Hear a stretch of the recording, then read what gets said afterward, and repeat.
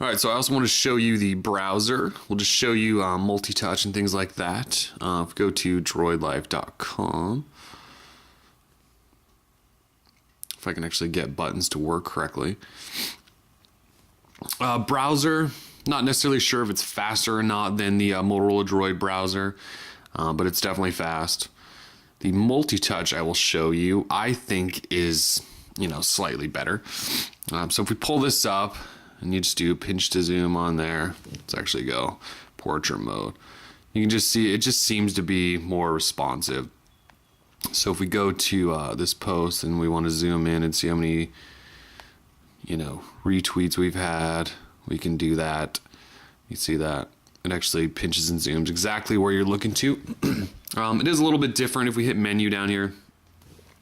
Got bookmarks down here, add bookmark, the window button. They just sort of change the look of it all, but it's still the stock Android browser essentially. It does play Flash. If you scroll down here and find a video, it does have flashlight on it, so we can go ahead and tap that YouTube video and it loads up.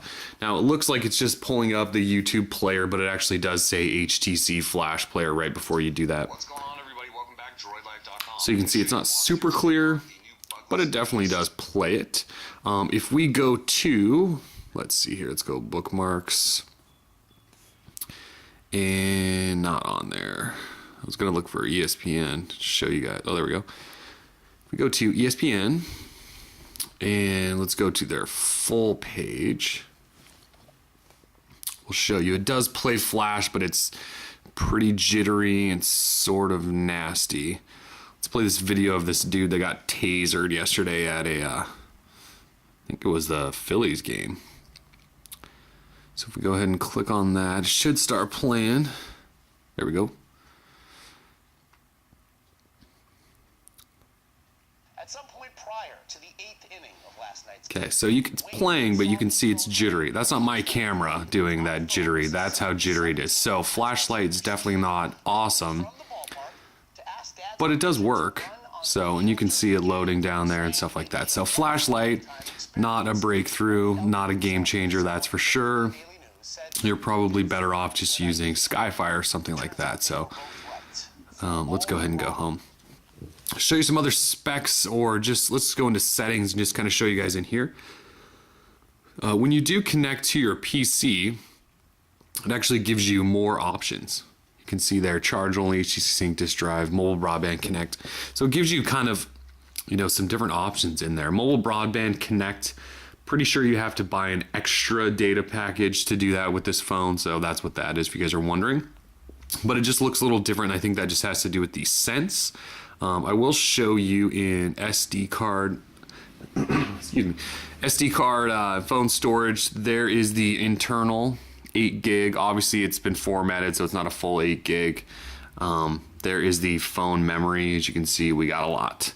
And then up here is the free 2 gig SD card they gave me. Obviously at some point I'll upgrade that to a 16 gig or a 32 gig, but so you can see you got plenty of different options to store stuff and all that good stuff. So plenty of goodies in there. If we go into About Phone, we'll show you software info, and obviously we're running 2.1 update 1. There's the baseband, build number, all that good stuff. Okay. So that's in there. It just has a slightly different menu. You can just kind of look at all kinds of stuff like your phone identity, which will show you all that good information, your battery stats. We can go in and look at the use. As you can see, the display is only at 9% down here. Now on your Motorola Droid, that thing is almost always top dog. But for me, it's the Android system and cell standby and all that stuff. So that's kind of a nice thing to see. So yeah, I mean, this is essentially the Droid Incredible. One other thing, it does come with its own Twitter app called Peep, and it's got this cool feature with Sense where you can just kind of scroll along and see other options, and it does this in all kinds of apps. That's not just in Peep, or you can just tap on one and get to it. But that's kind of a cool Sense feature. So Sense is it's a polished. I don't know, I guess I would just call it a theme, because it's essentially just a theme running on Android 2.1. So Overall impressions, though, let's just sort of do a breakdown of that. Is this the game changer of all game changers? And should you run to Verizon right now and dump your Motorola Droid for this? Not necessarily. Do I think this is one heck of a device? Oh, that's for sure. This is one beast of a device. I love the feel of it, the speed of it. It's amazing. The issue I have with it, excuse me again, issue I have with it is that it's not the Motorola Droid. It's not, let's just say it doesn't have the following. It doesn't have the community yet. This could get there, but at the same time, with Verizon sort of coming on late with their ad campaign, I don't know that this will ever be the big device like the Motorola Droid is. So the one thing that I love about the Droid has always been the community and the people and the ROMs and the developers and the apps and custom this and that and all the great people you get to meet throughout it. And with this device, it's probably not gonna ever hit that level. And I know that sounds like a weird reason to not buy a device, but that's sort of what I base my device buying on, is whether or not it's going to be huge. Because if it's huge, that means there's more support, more updates, more community, more things I can do with it. When you're with Android, you want customization, you want that whole open source thing, and the Motorola Droid is exactly where we wanted that to be. Will this device get there? We're not really sure. I'm hoping that we root it soon and that there's custom ROMs out there and there's all kinds of good stuff, because I'd love to see where this device could go being as powerful as it is.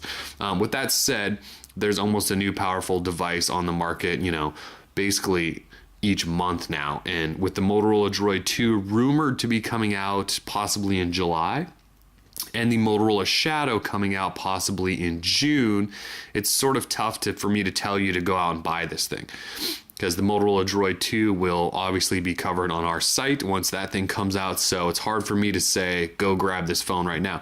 But if you have, your 2-year upgrade, or if your money is not that big of an issue, I would say check this out, because I really like this device. It's not my day-to-day device. That's still the Motorola Droid. This is sort of like my business device. So it's an incredible device. It lives up to its name, and I would highly recommend people check it out if they just want something new to tide them over for a little while until the Motorola Droid 2 comes out. So anyway, if you got comments, questions on anything, feel free to drop them at the blog. As always, we're at droid-life.com. We'll check you later. Peace.